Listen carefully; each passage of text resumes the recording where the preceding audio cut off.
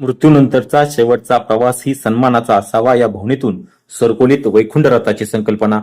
माणसाच्या आयुष्यातील शेवटचा प्रवास हा अत्यंत संवेदनशील आणि भावनिक क्षणाचा असतो. आपल्या प्रिय व्यक्तीचा अखेरचा निरोप देताना कुटुंबासह संपूर्ण गाव त्या दुःखात सहभागी होत असते. मात्र सरकोली परिसरातील वाडी वस्तीवरील एखाद्या व्यक्तीचा मृत्यू झाल्यानंतर मृतदेह स्मशानभूमीपर्यंत नेण्यासाठी करावा लागणारा खडतर प्रवास अनेकांच्या मनाला वेदना देणारा होता. वाडी वस्तीवरून मृतदेह ट्रॅक्टरमधून आणताना रस्त्यावरील खड्ड्यांमुळे होणारे हादरे, अंत्ययात्रेतील गैरसोय आणि अनेकदा अंत्ययात्रा पुढे सरकत असताना दुचाकीवरून जाणारे लोक पुढे निघून जाणे, शेवटी मृतदेहाबरोबर मोजके 4 खांदेकरी आणि कुटुंबातील व्यक्ती असल्याचं दृश्य मनाला चटका लावणार होतं. माणसाच्या आयुष्यातील शेवटचा प्रवास तरी सन्मानानं व्हावा ही भावना सरकोलीतील प्रगतशील शेतकरी दत्तात्रय साहेबराव भोसले आणि त्यांच्या सहकाऱ्यांच्या मनात निर्माण झाली. केवळ विचार न करता भोसले बंधू आणि भैरवनाथ ग्रामविकास समविचारी आघाडीच्या या नेत्यांनी या भावनेला कृतीची जोड दिली आहे.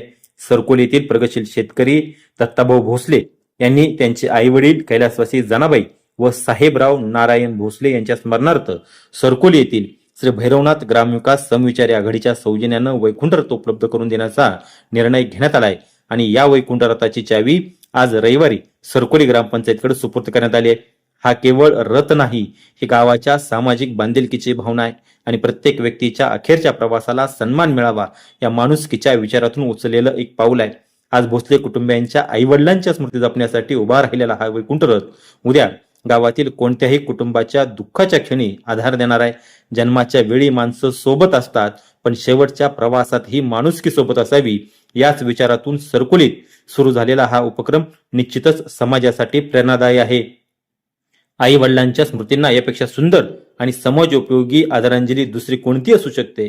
या वैकुंठ रथाच्या उपक्रमाविषयी अधिक माहिती देताना सरकोली येथील प्रगतशील शेतकरी दत्तात्रय भोसले म्हणाले, भजन आणि कीर्तनाचा कार्यक्रम घेऊन आम्ही आज वैकुंठ रथाचं लोकार्पण केलेलं आहे. आमच्या ग्रामपंचायतीचे ग्राम विस्तार अधिकारी विवेक शेलवे साहेब आणि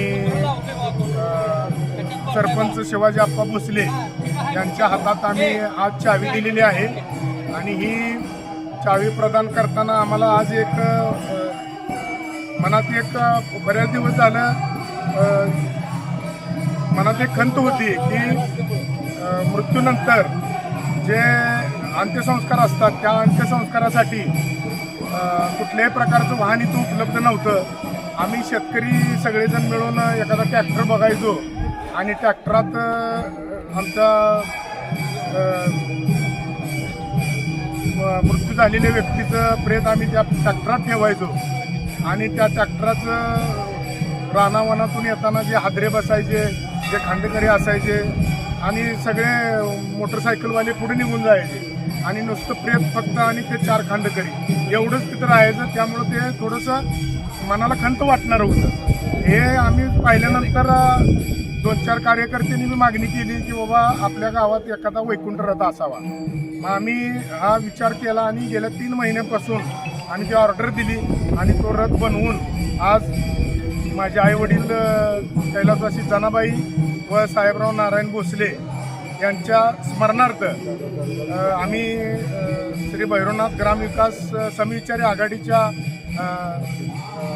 सौजन्यानं हे आम्ही आज सरकोली ग्रामपंचायतीस ही गाडी वैकुंठ रथ अर्पण केलेला आहे आणि उद्यापासून ही गाडी ज्या ज्या ठिकाणी एखादी दुःखद घटना घडल त्यांच्या सेवेत ती रुजू राहील.